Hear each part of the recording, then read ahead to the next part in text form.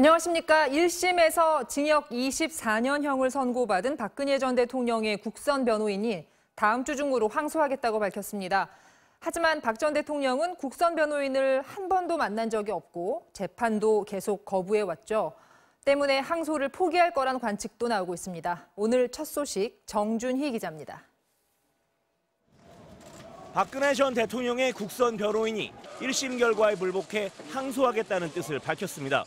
강철구 국선 전담 변호사는 오늘 MBC와의 통화에서 법원의 1심 판결에 대해 늦어도 12일, 다음 주 목요일 전에는 항소장을 제출하겠다고 말했습니다.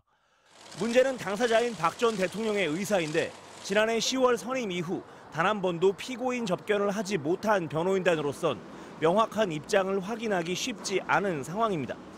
따라서 변호인단은 우선 항소장을 제출한 뒤에 측근인 유영하 변호사 등을 통해 박 전 대통령의 의사를 최대한 확인하겠다는 입장입니다. 그 부분에 대해서는 어떤 루트로든지 의사를 확인할 것이고 마지막까지 피고인의 이익을 위해서 최선을 다할 것입니다. 이 경우 박 전 대통령이 항소 포기서를 법원에 제출하지 않는 한 항소는 성립됩니다. 다만 일각에서는 박 전 대통령이 항소를 포기할 가능성이 있다는 관측도 나오고 있습니다.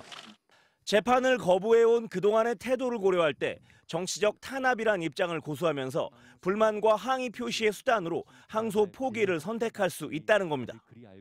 하지만 검찰이 항소하겠다는 입장을 분명히 하고 있어 어떤 경우든 2심 재판은 열릴 것으로 보입니다.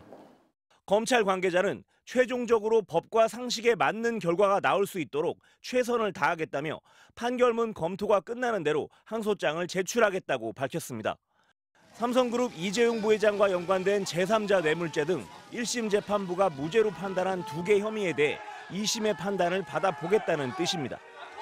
이에 따라 박 전 대통령은 향후 국정원 특활비 수수 혐의 관련 1심 재판과 국정농단 사건 관련 2심 재판을 동시에 치르게 될 전망입니다. MBC 뉴스 정준희입니다.